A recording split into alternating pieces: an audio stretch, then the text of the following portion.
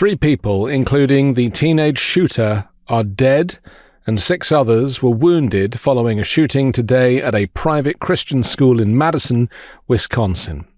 The shooter, a 17-year-old female student, reportedly killed a teacher and another teenage student before dying by suicide, according to law enforcement officials. The attack at Abundant Life Christian School was carried out with a 9mm pistol, investigators said. Initially, police reported 5 fatalities, but later revised the toll. Madison Police Chief Sean Barnes described the incident as a sad day for the community and for the country, and emphasized the need for change. He confirmed that responding officers did not fire their weapons.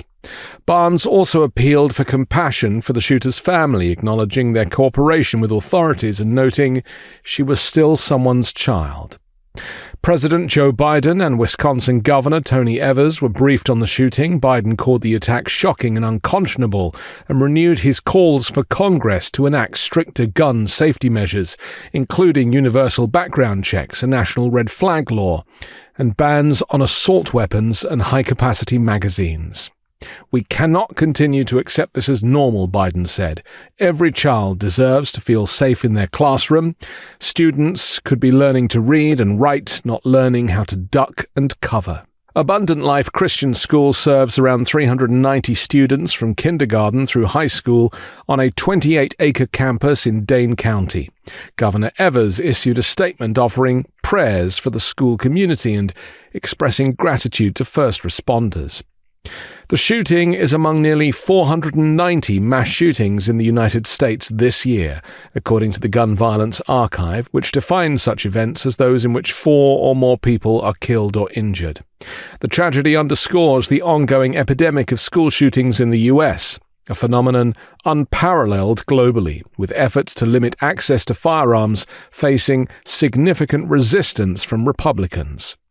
Since the start of 2024, the United States has experienced at least 83 school shootings, including 27 at universities and 56 at primary and secondary schools, resulting in 38 deaths and more than 115 injuries.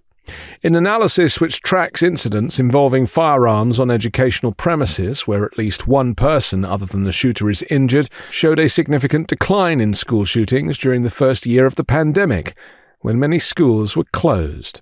However, the return to in-person learning has coincided with a sharp rise in school shootings, setting grim records in 2021, 2022, 2023, and now 2024.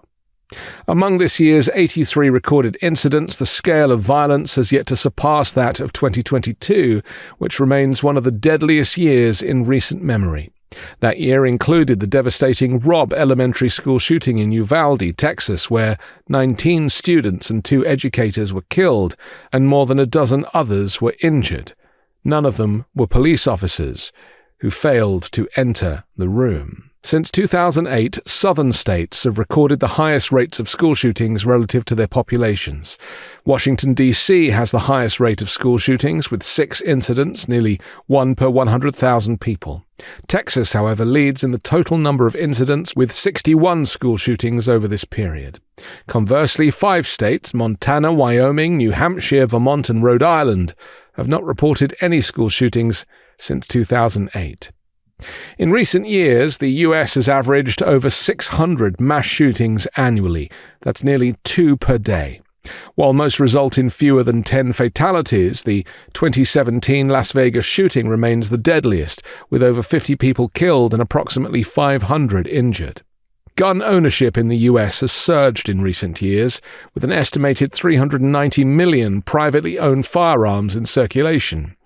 This equates to more guns than people in the country. A recent survey showed that 57% of Americans support stricter gun laws, while 32% believe the laws should remain unchanged, and 10% think they should be less strict.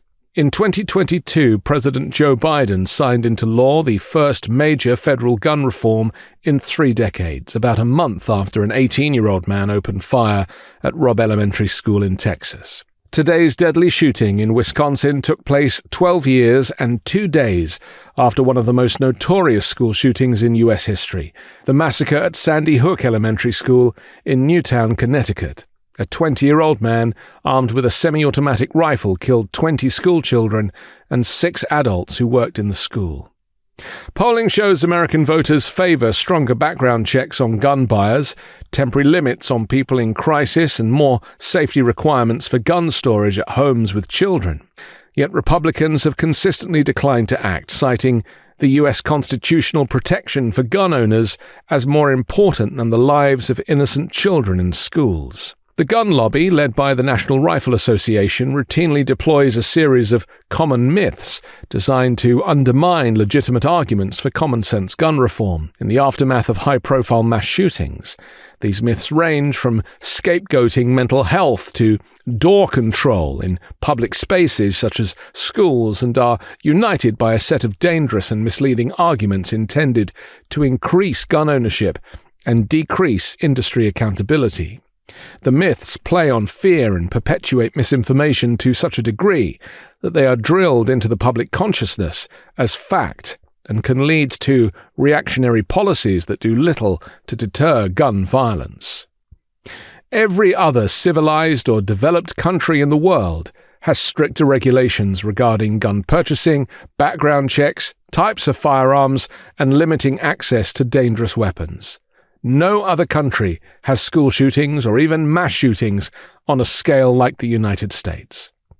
The problem is not the individuals, it's the extremist rhetoric, the hate speech, the lies, the fear, coupled with unregulated access to guns, that causes these tragedies. Nothing else. I'm Anthony Davis. You can find me on the 5 Minute News YouTube channel and podcast, on Wednesdays co-hosting Uncovered, and on Sunday on The Weekend Show with MeidasTouch. Love this video? Make sure you stay up to date on the latest breaking news and all things Midas by signing up to the MeidasTouch newsletter at MeidasTouch.com/newsletter.